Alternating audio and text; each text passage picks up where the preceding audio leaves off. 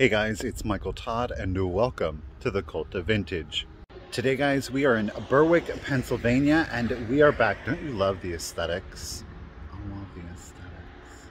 We are back at Zeke's Antiques, guys. Yeah, we are. The last time we were here, it had actually, I think it was snowing actively. It is a beautiful 70-degree day in March. What? Excited to actually be able to enjoy the outside a little bit more. They do have some trailers here that we can go in. Down here, this is also theirs. That's filled with like a lot of tools, kind of very much like your father or your grandfather's workshop. We're gonna get inside. It's like every angle. There's just the vibes, the aesthetics, y'all. But we're gonna get inside, see what we can't find. We'll hit up outside here, of course, too. Love it here. Alrighty guys, right off the bat, you're going to see that Zeke's Antiques does have some official merchandise. Now, before we get too far into the video, do keep in mind that anything that you are seeing on video that I obviously have not picked up, you can call, you can send a text message, you can even send a DM on Instagram if there is something that you see that you want. And you can check out, work out a price. Obviously, shipping is going to be extra. But down in the description of the video, all of those contact links will be listed for you. So again, just keep that in mind as you're viewing the video. Now, Zeke's Antiques is chock full of all kinds of different stuff. You have light fixtures, you have advertisements, you've got rusty, you've got antiques, you've got vintage, we've got tins, displays. It is amazing. I love coming over here. I love seeing all of these vintage tins collected together. I think it makes a great display, and it's something that's easy to kind of store away that way for different seasons. You can put out different colors. This was really interesting. It was done in a Art Nouveau style, though it is a resin. She's a little fairy, so I did leave her behind, of course. This piece was very interesting. I've never seen one of these before. I don't know what one would call this, but it's obviously using feathers and dried florals, so that was interesting. I definitely wanted to capture that on film. Up next, we're going to see this little bag of marbles here. They're only $5. They say chipped. To me, it's looking like somebody got a little upset they lost and they might have thrown it at somebody. It's a possibility, I'm just saying. This is a great cabinet. It's obviously antiseptic sterilizer. They do have little smalls displayed in here, which I think is a very clever way of utilizing it. It's only $135, which is exceptionally, it's an amazing deal, especially considering I wouldn't have had to have paid shipping. They usually go for about $350 if you look them up on eBay. Again, we've got another little antique or vintage cabinet here filled with all kinds of little smalls. Again, a great way if you got a little bunch of smalls that you don't really know how to display them, find a wall display cabinet, especially one with glass on it. That way you don't have to worry about dusting them as much. Or if you have a cat, I know cats like to climb things, so that kind of keeps those little safe and sound. Again, really wanting to give you as much detail as I possibly can. Like I said, there really is something in here for everybody. It just depends on what it is that you're looking for. We've got some great pottery here. We're kind of towards, oh darn it, I missed that hat. Kind of would have liked to see if that fit. Loved this light fixture, very Art Deco to it. There was a chip obviously there on the top, but looking up at it, you would never see. I mean, you know, I'm just saying. Add a little extra light. We've got some great glasses. We've got some litho toys down here. And the one that really catches my eye is this alligator. He is in great condition. He is priced at $75, which is very fair. But, you know, as a reseller, there wasn't enough room for me. Look at him. He's very happy for an alligator. And he's an alligator, and you can tell the difference between the alligators and the crocodiles, because the crocodiles have the pointed snouts. That's how you tell the difference, folks. Yes, it is. All right, we are nearing the back, and then something caught my eye. It was a whole bunch of different ephemera, and it ranged from photos to, well, you'll see here. I don't want to give too much away.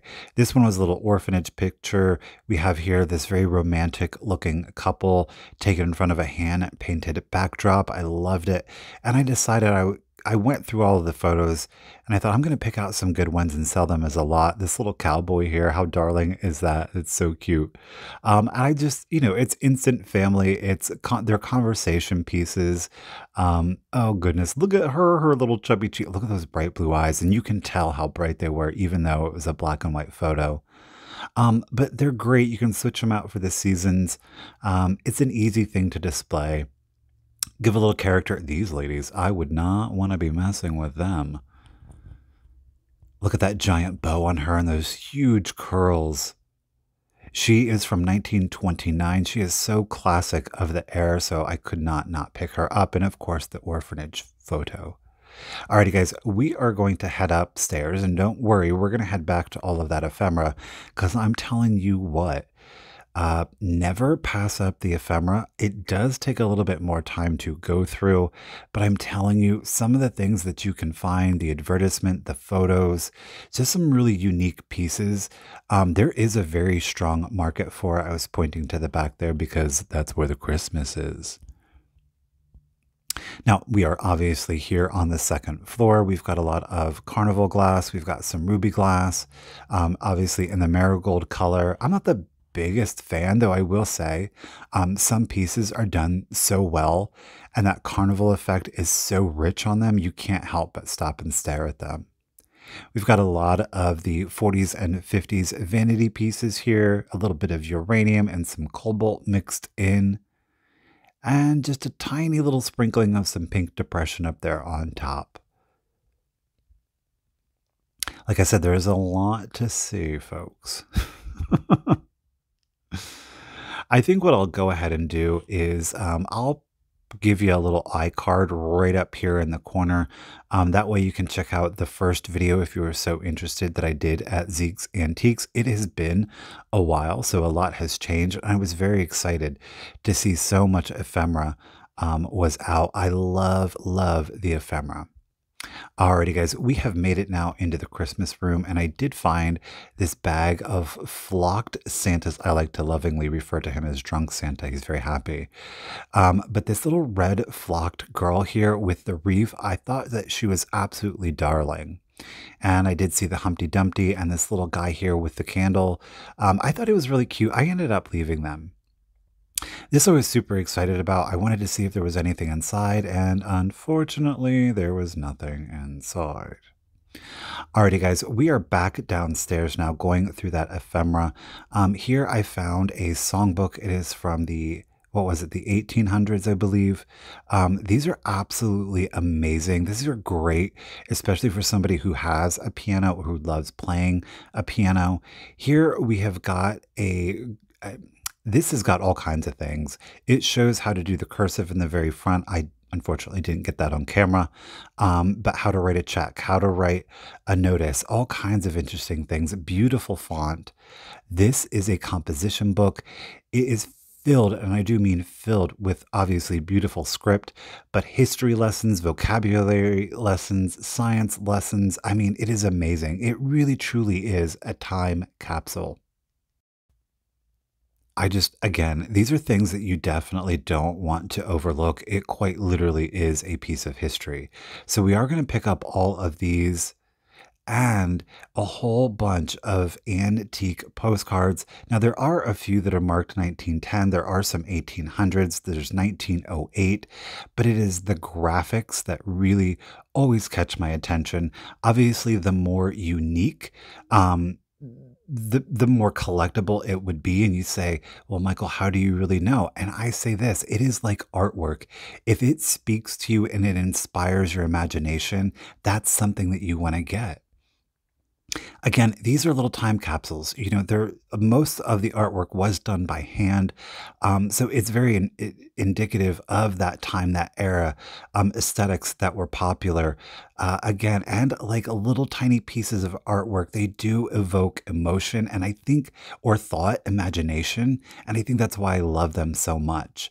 Obviously, we're going through quite a bit of Easter cards, postcards here. I do decide to pull out quite a few of the Easter, obviously being so close to Easter when the video is going up. They did very well. I'm very pleased with it. Again, it really is about picking out unique images or images that really they evoke a feeling in you. That's how you're going to determine whether or not that's something to get. I have a personal preference for the mid to late 1800s, though I will say the early 1900s are very nice too. This was probably one of the most unique items that I have ever found. It is dated from 1935.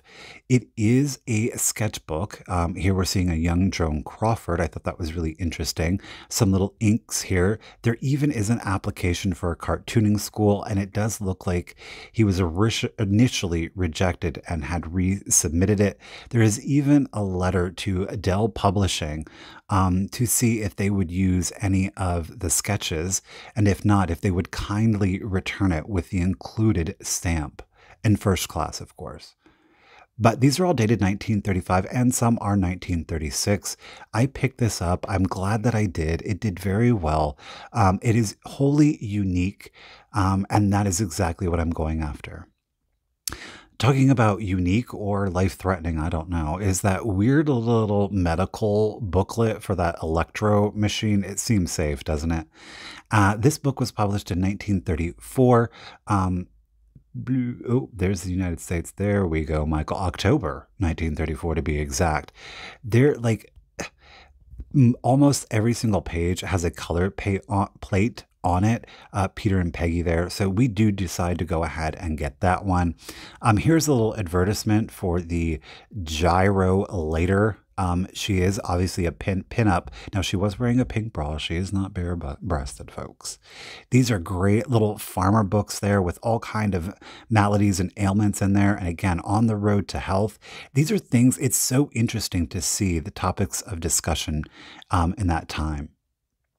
This is absolutely amazing. It is obviously a coloring book, or as they titled it, a paint book. It is a variety of published through the U.S. Marines, encouraging folks to remember to get their buy their war bonds. Only one page was colored, so I definitely snatched that one up. This is really interesting. It is Jack and Jill Visit the Zoo. Gorgeous graphics on it, and it is a peek-a-boo book. But as you notice, as we open it, they're kind of like die cut out, and it reveals a little bit more of the image right behind it. It is beautiful. Again, it is evoking an emotion, so I definitely picked it up. And talk about evoking an emotion. We've got this like 1920s cardboard chocolate box, and inside are all of these little memories tucked inside. Now, the memorandum itself contained a lot of Bible verses. There's even a little shell in here, but we have Easter greetings, Christmas cards, newspaper clippings. There are letters. Again, we've got the little Gospel of St. John. There are 2 of those. All kinds of littles in here. Again, this quite literally is a time capsule.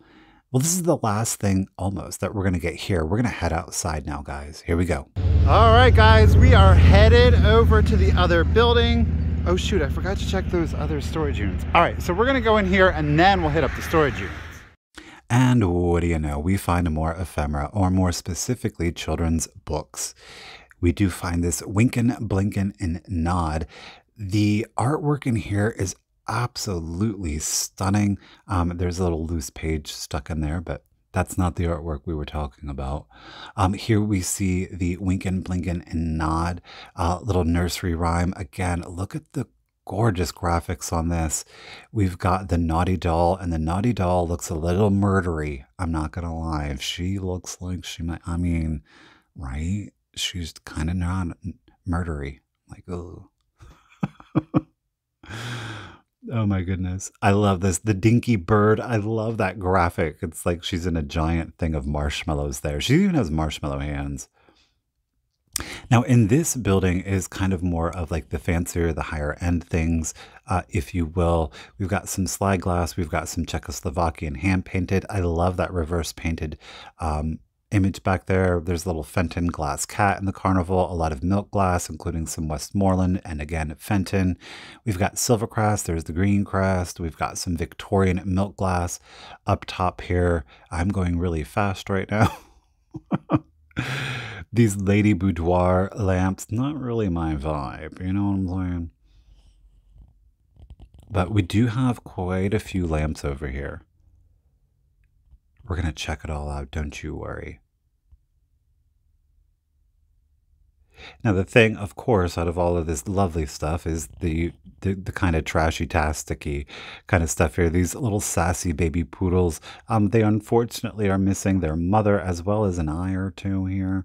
But such is life. They're still standing. They're still leading productive lives, and that's all that matters. Now, these were not identified, at least that I could see, by a specific manufacturer, but they did still have their Japan sticker.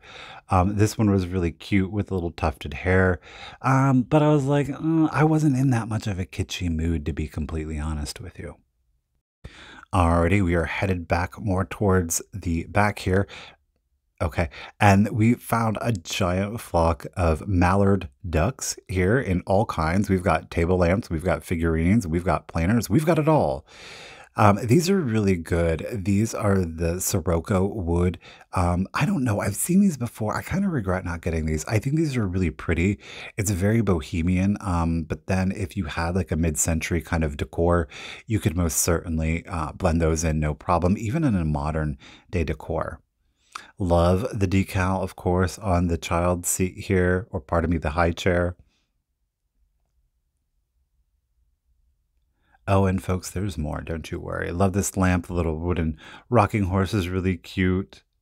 Love this paint by number. It's so bright and colorful. It's the coast of France, y'all. It's France. Now, this is like an around the world with the original caddy. It obviously is the Libby glasses. They're priced at $160, which is very fair, especially for the condition in which they were in, and as well as including their original carrier. He was cute, but I was like, I'm not really feeling it. Of course, we've got some blue satin glass here. Again, nothing really standing out that was saying, take me home, take me home. So I said, okay, I'll leave you there on the shelf. Some other little pieces. This one was really interesting, this cornucopia or horn of plenty. There was no manufacturer, though it did read very Weller to me. Alrighty, guys, we're going to head outside. All right, guys, now the last time that we were here, I actually came in here. I didn't film. It is like tools, like I said, it's very much like your dad or your grandfather's kind of workshop. I mean, we'll check it out. I know it's not going to necessarily be everybody's vibe, but still, I think it's cool to see. It might just, like I said, remind you of some really good... Oh, look at that Popeye over there. Do you see him? I can barely see him. I don't know if we're going to be able to go over there, but we'll try. Now, I am going to switch over here to a voiceover because the radio was playing. So yeah, like I said, this very much will remind you of being in your father or your grandfather's workshop. At least for me, it very much did. It's reminiscent of a lot of the small business automotive repair shops that he would often frequent. You know, this, I think this is a Zippo or another later display there. It's just so classic. And of course, we do have some tools back here. These are all fully functional. You could most certainly use them today, but I don't know a whole lot about them. Oh, it's a watch display. Okay. I think it's a watch display. But again, this so much reminds me of my grandfather's workshop, so I definitely wanted to show it off to you. Now, the piece that had originally caught my eye was this little wooden Popeye guy over here. I thought he was so charming and cute. I loved him. He has his original wooden pipe. Now, his elastic is a little stretched, but you know what? For being as old as he is, I think he's still holding on pretty darn good. And I did, as I was checking out, and we're going to see that now, find this 5-star shoot 'em bird game. There was no gun. You would use a pellet gun to kind of shoot them, and there are your little points. So I did end up picking that up. And that's the last thing we got, guys. So we're going to wrap it up outside. See you there. Alrighty guys, well there you have it. It is Zeke's Antiques in Berwick, Pennsylvania. If you are in the area, make sure to check it out. And just a quick reminder, as I said in the video, you are more than welcome to give a call. If they're not here, leave a voice message. You can even text if you use the cell phone, or hit them up on Instagram. If you saw something in the video today that you just loved and you had to have and I didn't pick it up, call them, text them, DM them, let them know, guys. Support those small businesses. Well, guys, I hope that you enjoyed today's video, and well, guys, I hope that you enjoyed today's video, and as always, until next time, remember, keep it rusty, crusty, and dusty. Bye, guys.